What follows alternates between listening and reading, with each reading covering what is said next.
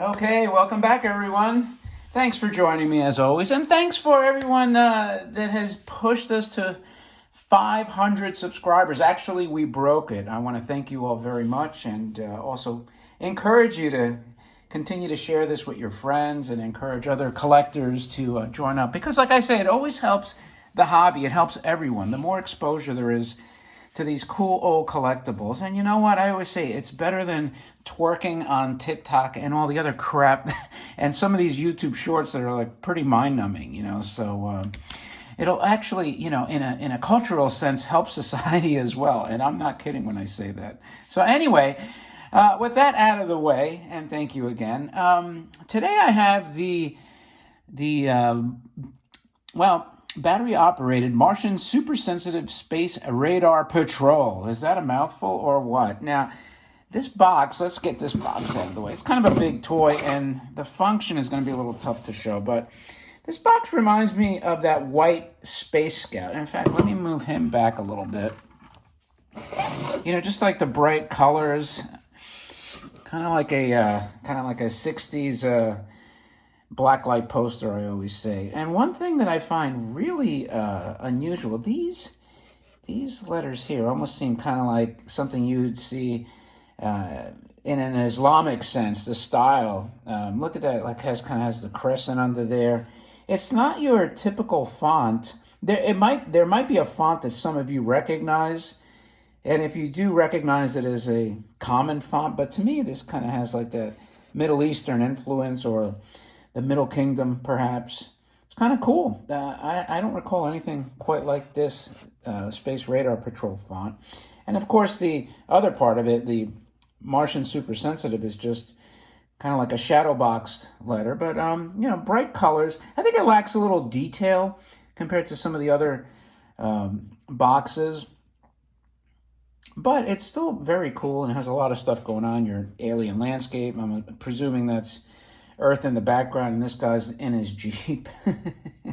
On Mars in his Jeep. And as I say that, like, laughing, we have those rovers on there. All we need is a human, and we have a Jeep on Mars already. I mean, that's no lie.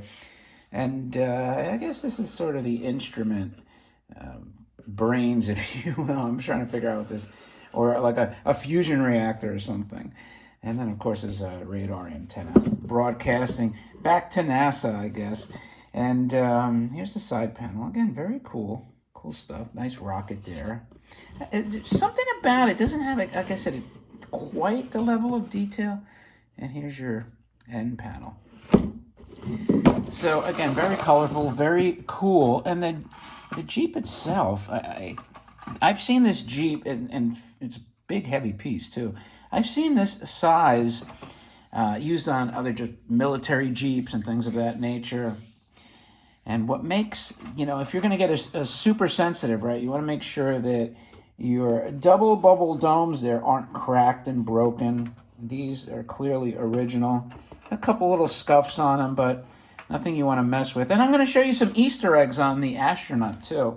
And it's funny that they have a lot of space themes on this toy, with this, let's call it the fusion reactor, right? With these prongs sticking out, the lights, the revolving antenna, and of course the astronaut pilot. But here's like a couple of cool little Easter eggs. He's got a rocket patch there, which you really wouldn't normally pay attention to. He has, believe it or not, in the back, I don't know if it'll come up here, but he's got oxygen tanks, just like a proper astronaut should. Back there, there's oxygen tanks. And then on the side here, another little Easter egg is the Saturn on his patch. So they liked our solar system. I'm trying to get you, it's tough to get a close-up of the face. That's about as good as I could do without obstructing it or obscuring it with the domes. And then Saturn on the chest too. I like the yellow. The yellow is a cool color. Now, because this toy has such a huge arc, I'm not going to run it and chase it all over the floor. I'll turn it on. One thing I noticed, these lights are now, the bulbs look perfect. I don't think it's the bulbs, but we'll figure it out. But I'll just show you. I'll hold it up and turn on the switch. What you have is the rear wheel drive, the antenna rotating.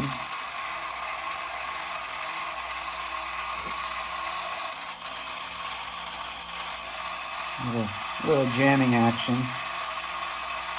And if I put it down, it's just going to take off.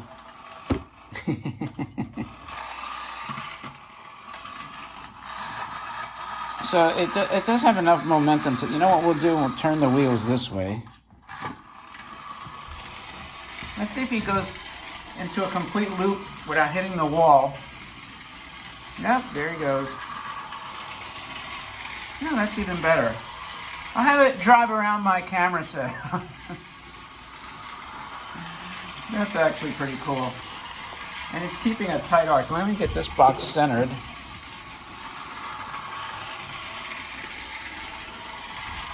I wish they all did this perfect circle. It'd be a lot easier.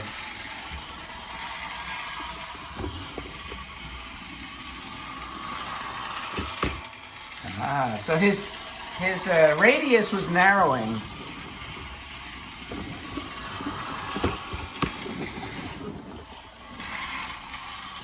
Aha, you know, I've left it on and I noticed the light's starting to blink,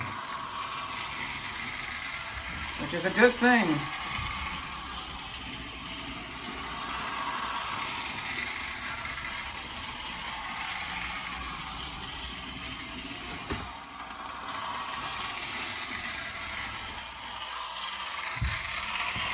So a couple of these lights started blinking as he was going around. I'm going to do one more loop, see if you can catch it.